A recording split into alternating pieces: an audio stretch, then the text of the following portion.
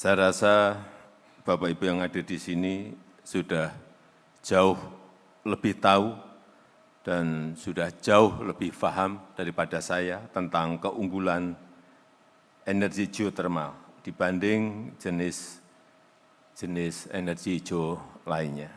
Baik dari sisi kestabilan maupun dari sisi ketidaktergantungan pada musim dan cuaca. Tadi disampaikan oleh Pak Menteri ESDM, seingat saya sudah pergi ke 3 lokasi pembangkit listrik tenaga panas bumi. Yang saya heran saat itu peluangnya besar, artinya banyak investor yang mencari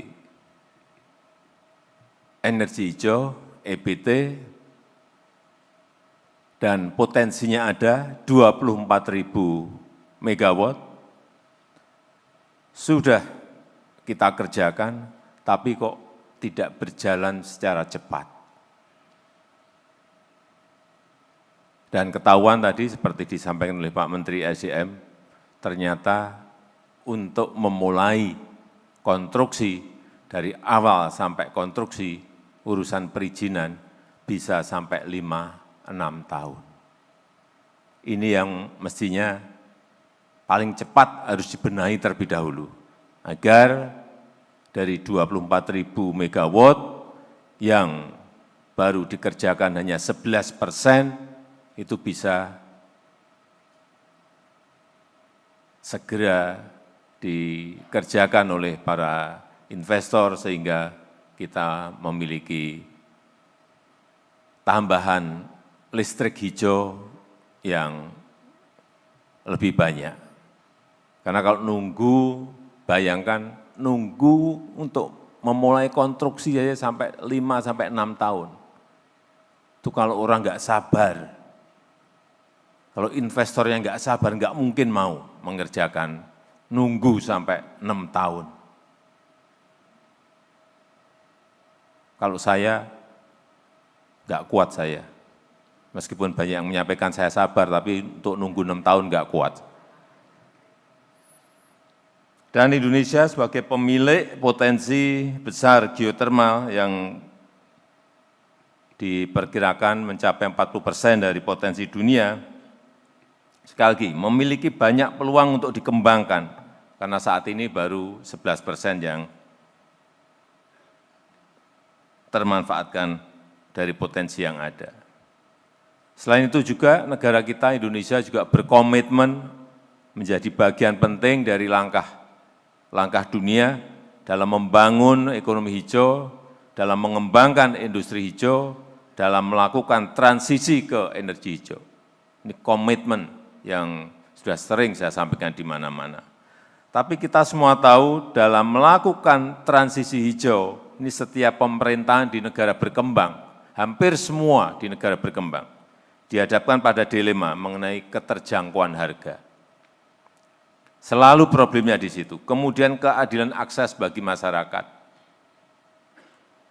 Kemudian juga pemanfaatan teknologi yang tidak terbuka, sehingga tidak optimal.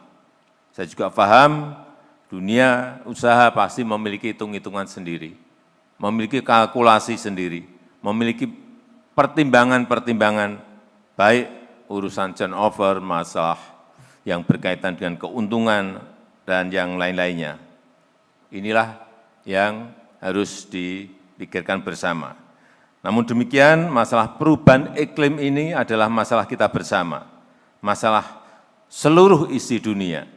Baik itu pemerintah di negara maju, baik itu pemerintah di negara-negara berkembang, juga baik itu dari para pengusaha, dari para peneliti maupun rakyat kecil di seluruh belahan bumi.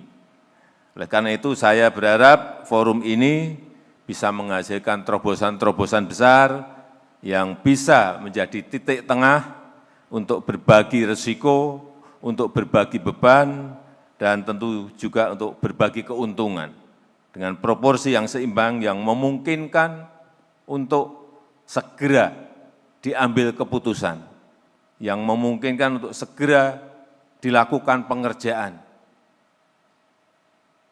Karena dalam satu dekade ini mungkin pemilik pembangkit listrik panas bumi, setahu saya Pertamina memiliki, PLN memiliki, kemudian Kementerian Keuangan juga ada, plus ada swasta 1 atau 2, setahu saya. Tadi sudah tambah 5, saya kira sangat baik, sehingga kita harapkan langkah besar transisi hijau dapat betul-betul kita lakukan bersama-sama untuk mewujudkan kesejahteraan yang inklusif, mewujudkan akses energi yang berkeadilan, dan kehidupan dunia yang lebih baik. Saya rasa itu yang ingin saya sampaikan, dan dengan mengucap Bismillahirrahmanirrahim, pada pagi hari ini secara resmi saya buka Indonesia International Geothermal Convention and Exhibition tahun 2024. Terima kasih. Assalamualaikum warahmatullahi wabarakatuh.